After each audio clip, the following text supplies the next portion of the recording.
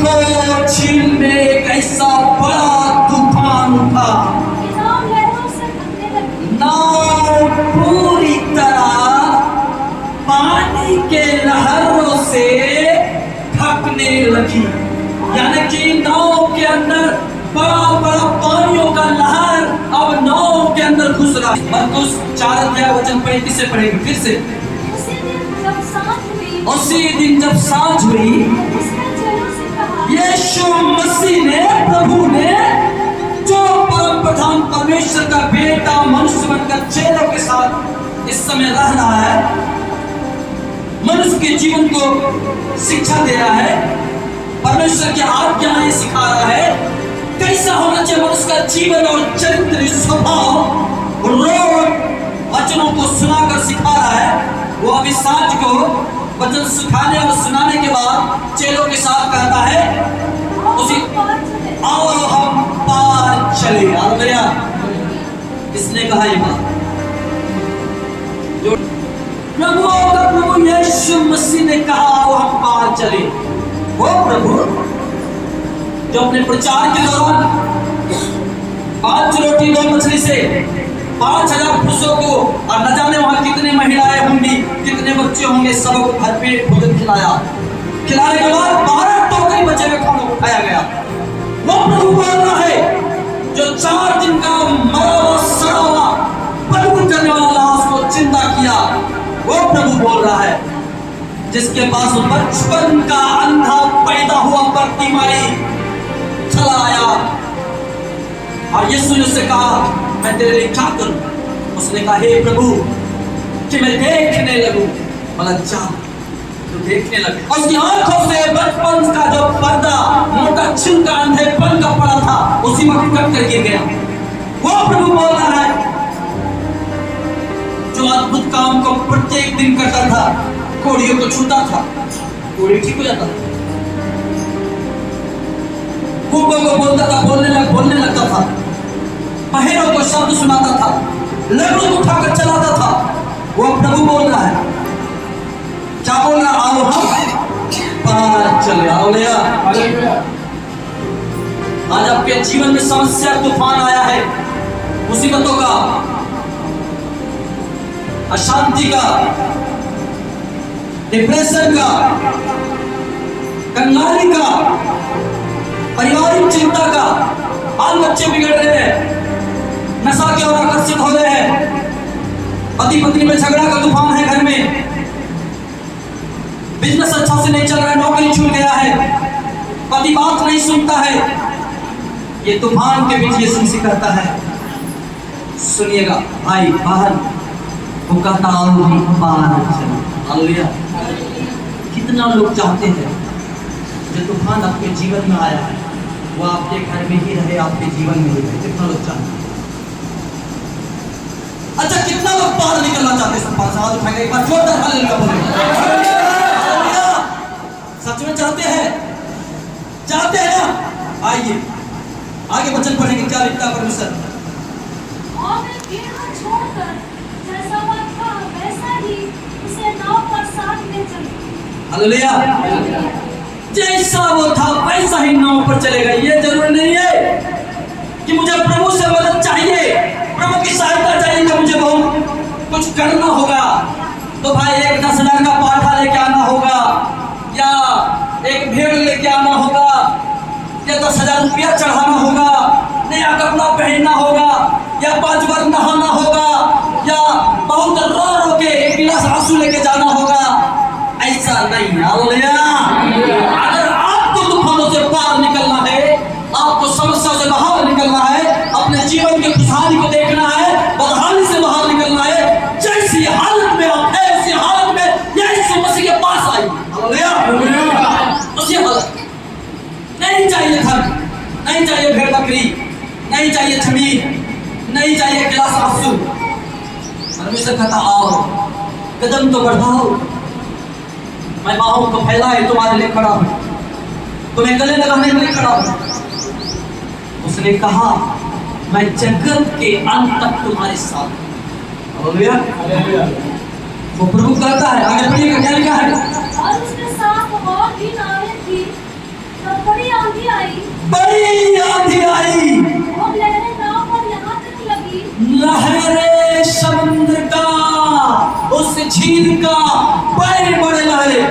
मैंने सुना है डिस्कवरी में, मैंने सुना है समुद्र के यातायात के विषय में, मैंने गूगल किया है, तो फीट तक लहरें समुद्र में उठती, यानी 30 मंजिला या 20 मंजिला मकान से भी ऊंचा, 20 मंजिला मकान से भी ऊंचा एक एक लहरें समुद्र में कभी कभी किसी किसी जगह में उठती। इतना विशाल, इतना पानी में लिए हुए, इतना ताकतवर भयानक तूफान उठते हैं। बर्मुडा ट्रायंगल के बारे में मैंने सुना है कि वहां ऐसी तूफान उठती है, ऐसी तूफान उठती है, आकाश के ऊपर से जाने वाला जहाजों को, हवाई जहाज की मैं बात कर रहा हूं, उसको भी खींच लेता है और वो गायब हो जाता है, लापता हो जाता है। हालेलुया। एक बड़ी बड़ी लहरें उठ रही है, सुनिएगा। परम प्रधान परमेश्वर सर्वशक्तिमान, हमको और आपको बनाने वाला, समुद्र को बनाने वाला खुद वो परमेश्वर उस नाव में है। लहरें नाव को ढक रही है, तूफान विशाल रूप ले लिया है, बड़ी बड़ी लहरें आ रही है। आगे क्या लिखा पढ़ेगा? पानी से भरी जाती थी। नाव में पानी, भयानक पानी आ रहा है, नाव पूरा भर रहा है। आप कंडीशन का हालत अंदाजा लगा सकते हैं, कंडीशन का हालत अंदाजा लगा सकते हैं। बाइबल कहती, और सच में जब तूफान आता है, रात को बड़े बड़े लहर होते हैं, तो उस बिस्तर पर सोने वाला इंसान कभी कभी खुद को बांध लेता है, बेड से बांध लेता है, और वो बहुत जोर से हिलता है, बहुत जोर से, यहाँ तक कि खाना खाने समय भी खाना का प्लेट कभी इधर हो जाता है। नहाना ठीक से नहीं हो पाता है, बाथरूम ठीक से नहीं हो पाता है, सोना ठीक से नहीं हो पाता है। मैंने मछुओं को देखा है, छोटे जहाज में जाते हो मछली मारने, छोटे जहाज में, बड़े लहरें उसको तो ऐसे हिलाते जैसे मानिए कि 8 रिएक्टर का भूकंप आया। इतना भयानक भयानक वो जहाज हिलता है। और यहाँ लिखा है, जिस नाव में यीशु मसीह सो रहा है, उस नाव में तूफान आया। हालेलुया। चैन से वो सो रहा है, जबकि वो नाव हिचकोला खा रहा है। बड़े बड़े लहरें, बड़े बड़े तूफान, हवाएं पूरी तरह नाव को हिला रहा। आप लोग अंदाज लगाइए कि तो बहुत भयंकर हिलने वाला तूफान। आपके जीवन में एकाएक घर में बच्चा सीरियस हो जाता है, जैसे हम लोग के बीच में अभी जो घटना, सबका ध्यान भटक गया, सबका मन का चैन उड़ गया। जब तूफान आपके जीवन में आता है, घर में परिवार को, बड़े हस्बैंड या पत्नी या बच्चे बीमार पड़ जाते हैं, क्या उस कंडीशन में कोई घर में चैन से सो सकता है? आपको पता हो शाम में कर्जदार आने वाला है, आपको पता हो शाम में बॉस ने कहा नौकरी पर कल से मत आना, आपको पता हो कि मेरे बच्चे गलत रास्ता पकड़ चुका है और एक बड़ा तूफान मेरे घर में आने वाला है, क्या आपको नींद लगेगा? नींद लगेगा? कैसे लगेगा? बाइबल कहती है यीशु मसीह चैन से, सुकून से सोया। हालेलुया। मैं कभी कभी सोचता हूँ इस घटना के विषय में। बात बताइए, उस नाव में तो 12 जन और थे। क्या छोटी नाव को चलाने के लिए 12 चेला चप्पू चला रहा था क्या? सोच के देखिए। हेलो, एक छोटी नाव है, उसमें चप्पू चलाने वाला कितना आदमी होना चाहिए? 12 का 12 तो चप्पू नहीं चलाएगा।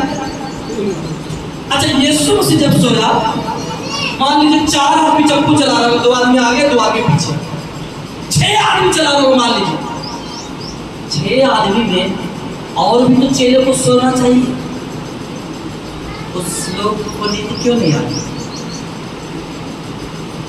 क्योंकि उन चेलों को ये विश्वास नहीं है कि मेरा संभालने वाला, मेरा बचाने वाला सर्वशक्तिमान परमेश्वर मेरे साथ साथ रहता है। हालेलुया। वो तूफानों को देखकर डरे हुए हैं, घबराए हुए हैं, तब लहरें अंदर आ रहा है। भाई पतरस का नाव हो सकता है याकूब का नाव होगा, अपने से खड़ा होकर इस नाव को बनवाया होगा। 5 इंच 6 इंच 10 इंच का कील ठुकवाया होगा, लोहे का मजबूत कील रिपीट के ऐसा ठुकवा दिया होगा, एक तख्ता खुलना नहीं चाहिए। जिसने बनवाया नाव को उसको मालूम है कि इसमें कील कितना बड़ा है, तख्ता की मोटाई क्या है, मैंने कितनी मजबूती से बनवाया है। वो रात को उठकर चिल्ला रहे, हालेलुया।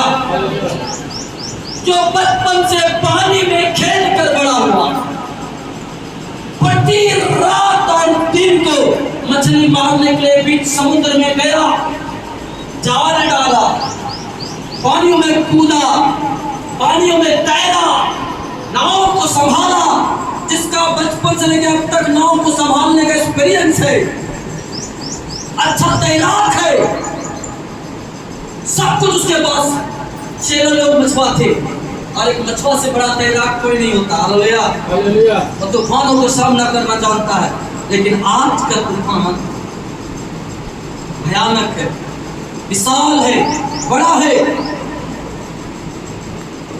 कभी कभी हम और आप अपने विशाल तूफानों को जो जिंदगी मान रहे हैं, पारिवारिक तनाव, पति पत्नी में झगड़ा, बच्चे बिगड़ रहे हैं, नशा और जुआ की ओर जा रहे हैं, व्यभिचार की ओर जा रहे हैं, घर की बदहाली, बिजनेस का छूटना, बिजनेस का अच्छा से नहीं चलना, बच्चों का पढ़ाई लिखाई भविष्य की चिंता करके हम लोग सोचते हैं ये तूफान कैसे टलेगा। हालेलुया। जानते हैं यीशु मसीह ही क्यों सोया था उस नाव में?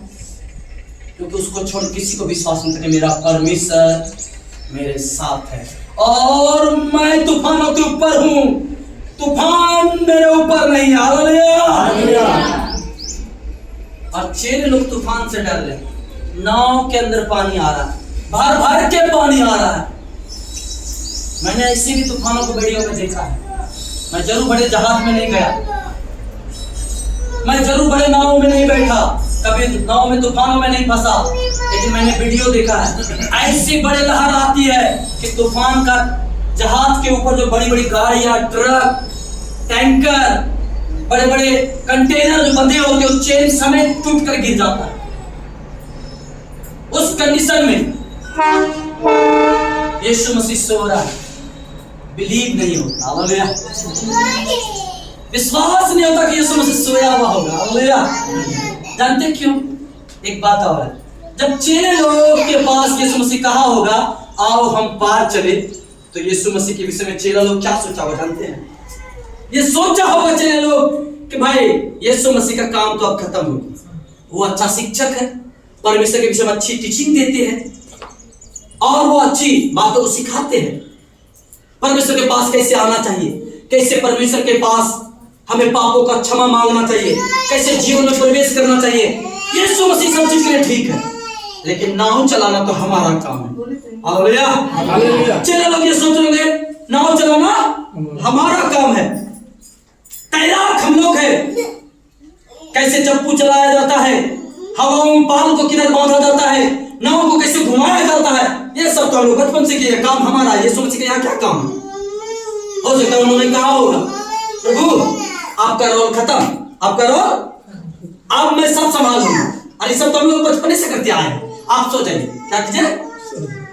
अब कहता है मेरा परमेश्वर न ऊँघता है न सोता है। वो परम प्रधान जो यीशु मसीह के रूप में उस नाव में था, कब वो सो गया होगा? उस तूफान में सोया हुआ होगा? बाइबल कहती है और हम हर औरत, हर लड़की, हर पुरुष बचपन में और आज तक कभी न कभी अंठा के जरूर सोए होंगे। अंठा के सोए होंगे। अंठा के सोने वाला इंसान कैसा होता जानते हैं? आप कुछ बोलिएगा ना, वो जवाब नहीं देगा। वो सुन रहा सब है, उसका नाम भी लीजिएगा तो जवाब नहीं देगा। एक्टिंग करके सोया है। जो एक्टिंग करके सोता है ना अंठा के। अच्छा मैं सोच रहा हूं प्रभु, अगर प्रभु यीशु मसीह उस तूफानों में जो भर भर गैलन पानी आ रहा है नाव के अंदर के सोता है, वो क्या करता है? वो आवाज अपना सुनेगा, नाम भी सुनेगा, काम भी सुनेगा, मुझे क्यों पुकार रहा है, लेकिन जवाब नहीं देगा। ऐसे सोया रहेगा कि मुझे होश नहीं। Hallelujah hallelujah. लेकिन यीशु मसीह, अच्छा मैं सोचता है प्रभु, जब भर भर गैलन पानी आ रहा था और नाव पूरा पानी से भर जा रहा था, 6 गो चेले, मैं सोचता हूँ 6 चेले चप्पू चला रहा हूँ, 4 गो चेला पाल जो कपड़ा होता है ना नाव को घुमाने वाला, उस जमाने में कपड़ा से नाव चलता था, वो पाल को थाम रहा होगा, रस्सी थाम के पकड़ के खड़ा होगा कि पाल फट न जाए। 2 को पानी में बच रहा होगा धागा नाव से बाहर पानी कि पानी नाव डूब ना जाए। अब उतना पानी आने के बाद उतना पाल फट रहा, फट फट फट फट फट फट कर रहा है और चिल्ला रहा है, चप्पू संभाल रहा है। 12 को 12 लग रहा है कि मर जाएगा डर से। तैराक है, हिलवाड़ है, नाव को चलाने वाला है, जिंदगी भर समुद्र के लहरों को देखा, वो मौत का डर से चिल्लाने लगा और पानी के अंदर यीशु मसीह कैसे सो रहा होगा, मैं सोच रहा हूं। Hallelujah hallelujah. निश्चय यीशु मसीह जानबूझ के अंठा के सो गया। हालेलुया। अब सवाल उठता भैया क्यों?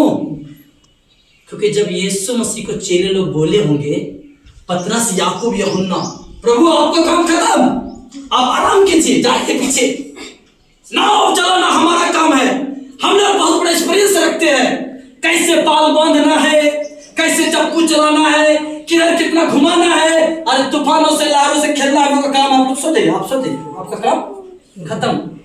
जब आप जिंदगी में यीशु मसीह को अपने आगे से पीछे कर देंगे और कहेंगे प्रभु तेरी जरूरत नहीं, तेरा काम खत्म, आपके जीवन में जो भी तूफान आएगा, जो भी लहरें उठेंगी, उसको आप सामना नहीं कर पाएंगे। आप बड़े तैराक हो सकते हैं, आपको संसार का बहुत अनुभव हो सकता है, आपका बिजनेस बहुत बड़ा हो सकता है, आपके घर में बैंक बैलेंस में बहुत पैसा हो सकता है, लेकिन जब तूफान आएगा ना, वो धरा का धरा रह जाएगा, आप कांपने लगेंगे, आप थर थर कांपने लगेंगे कि प्रभु आप क्या करें, कैसे निकले, कैसे इस मुसीबत का सामना करे, कैसे इस बड़ा कर्ज का सामना करे, कैसे इस बीमारी का सामना करे, अपने बच्चों को कैसे संभाले, अपने पारिवारिक जीवन जो बिखर रहा है, टूट रहा है, कैसे संभाले। तब ये काम करना होगा जैसे चेलों लोग किए। क्या किए? पढ़िएगा आगे, उसको वचन को पढ़िएगा। तब उन्होंने उसे जगाकर उससे कहा, तब चेलों को होश आया कि भैया अब अगर कोई संभाल सकता है, अब कोई अगर बचा सकता है, वो यीशु मसीह है। हालेलुया। वही बचा सकता है हमारे जीवन को।